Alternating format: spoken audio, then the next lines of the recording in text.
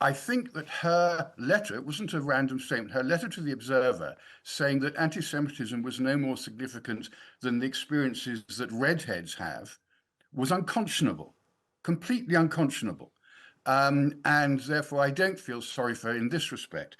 However, Keir Starmer, I think it was last Friday, went on the radio and he said that the investigation was still continuing, which was why the whip had not been restored. Now, this turns out to be completely untrue. It was revealed by Newsnight that the investigation concluded round about January.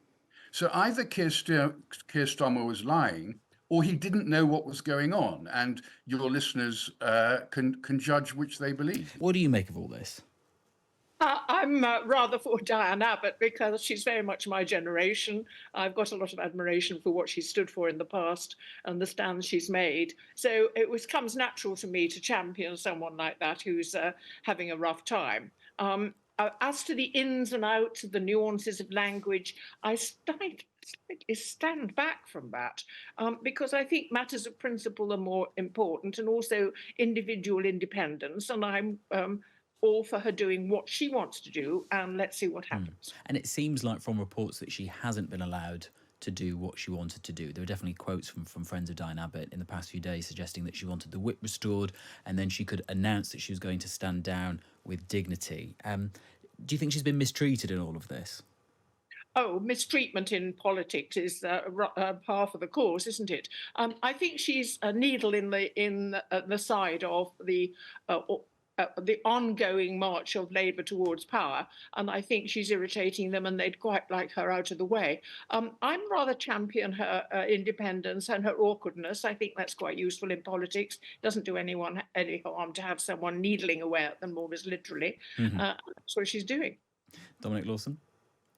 Well, I think Joan Bakewell is entirely right in saying that she's an irritant to Starmer in terms of his desire to show that this is not the Labour Party that he was a member, of course, which tries to get Jeremy Corbyn elected as Prime Minister. I think there are two issues here. One is what Diane Abbott actually did. The other is the process. I think that her letter, it wasn't a random statement, her letter to the Observer saying that anti-Semitism was no more significant than the experiences that redheads have was unconscionable, completely unconscionable. And therefore, I don't feel sorry for her in this respect. However, Keir Starmer, I think it was last Friday, went on the radio and he said that the investigation was still continuing, which was why the whip had not been restored. Now, this turns out to be completely untrue.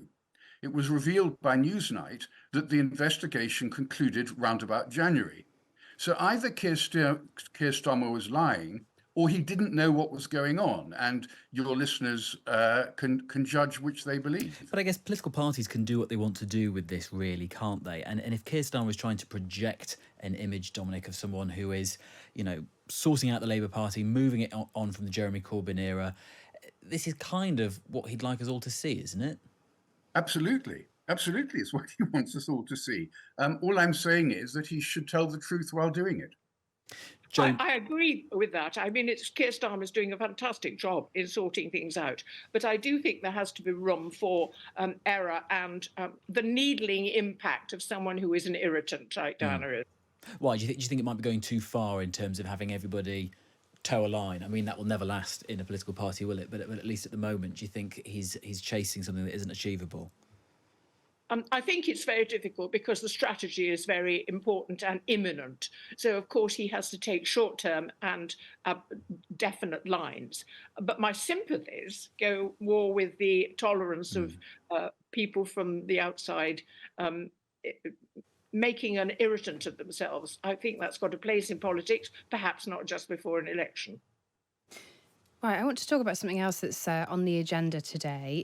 It's the plan from Labour to essentially cut waiting lists in the NHS. They have proposed clearing the NHS backlog will be the first step of a Labour government, and the pledge involves ensuring that no patient waits longer than 18 weeks for scans, treatment or operations. Now, achieving that would bring the current waiting list of 7.5 million back to the pre-COVID level of around 4.3 million people.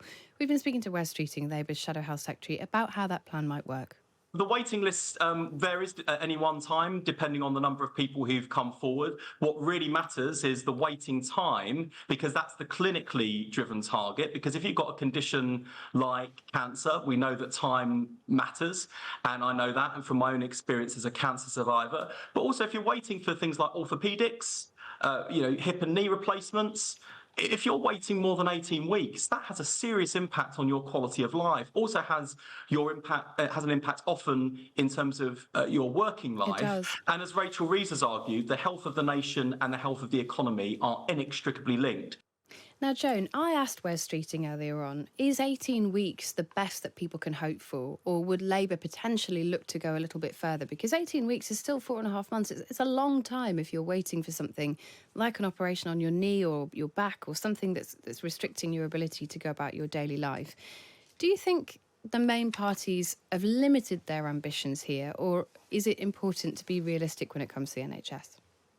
Well, obviously you have to be realistic about what's possible, but what you can aim for is quite different. And I think the idea that you could have a crash course of intensive weekend appointments in order to clear a backlog is a rather good idea, which I've heard floated, and that on an incoming government could ride on a tide of popular approval to do that and say, we will clear the backlog, we said we would, we're going to make a huge demand on NHS staff to do it with us for the coming couple of months and see if we can't clear that backlog. That would be a marvellous statement of intent and achievement, and that would have a great impact on people's feeling about the NHS.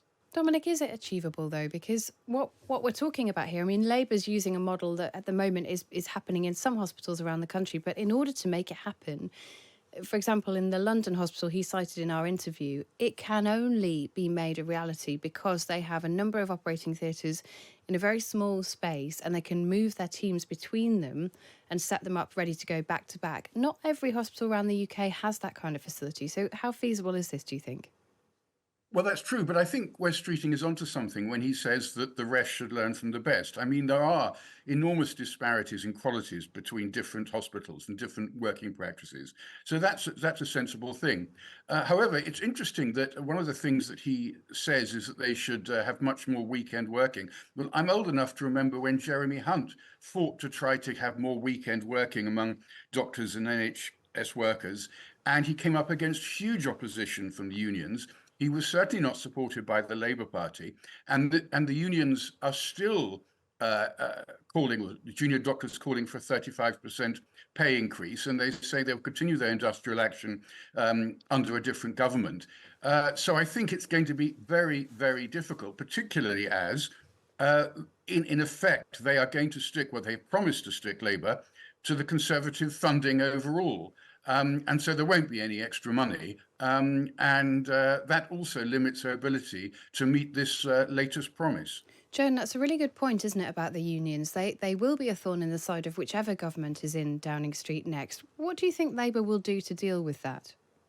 Well, I think the whole business about finding the money is something, there's always money. I mean, you find money to do these things and you put something into overdrive, but to spearhead a campaign which will lead the outlook of the public towards the National Health Service and the Labour government. And I think that would be an enormous stride forward, which I believe the unions could rally behind. You would need their goodwill, often hard to assemble, but I think it's potentially there.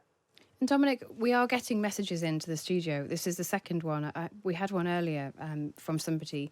This one's from Ali, who says 18 weeks, talking about the Labour's target for people to get operations. I wish. I'm in Scotland. I need 2 knee replacements. After waiting 2 years to actually get on the list, I got a letter saying I can expect to get 1 done in around 54 to 59 weeks. I mean, it's a good point, isn't it, about the devolved health system, because it's not great in Wales, and it sounds there from Ali that things are not working particularly well in Scotland either, and that's not something that this promise is going to touch. No, and actually we know that outcomes are much worse in Wales and in Scotland under the SNP and Labour in those cases. But I would say one thing, Ali's case is a very telling one, because you have conditions like this where he is probably, or she, I don't know if it's a man or woman, is in enormous and continual pain, but it's not life-threatening. And so you have situations like this, knee replacements, hip replacements, largely affecting older people, where the NHS takes a view, well, they're not going to die of it. And so they're left in unconscionable pain for far too long. And therefore, the average waiting time is not really relevant to that. Well, yes, and I suppose, Dominic, that's the point, isn't it? Which is where I started, about ambition, political ambition, and about an honest conversation. I mean, another part of the conversation we had with Wes Streeting was about social care. Will Labour commit to the Dilnot reforms, which Wes Streeting could not do? I mean, without tackling social care, it seems hard to understand how you are going to be able to clear people through a hospital if they can't go on to somewhere else afterwards. Well, it's interesting you should mention Dilnot, because you'll remember that in the 2017 general election, Theresa May essentially pledged to deal with it, to follow the recommendations, and it meant that people would have to, with their value of their homes, could be used partly to fund their social care. Labour immediately labelled this a dementia tax, and her lead in the polls collapsed utterly, and she lost the Conservative majority. And what this taught parties is that you cannot tell British people the truth because they will resent it. So now they will not tell people the truth because they want to be elected. Yeah, and Joan, I mean, that's a really important point, isn't it, here?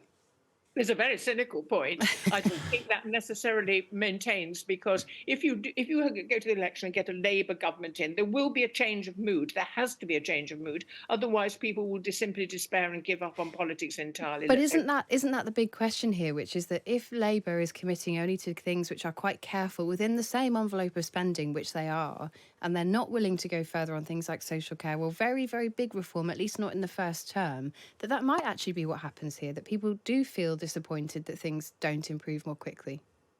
Well, people are always going to be disappointed because the hopes that are held out to them during an election are so fantastical and can never be achieved because money and political will is never that quick off the mark. So it will take longer than people hope. And once their hopes are disappointed, they become disillusioned and say, well, there you are, it never works. I don't think we need to go that way, but we need to signal that it will take time, organisation, political will and money.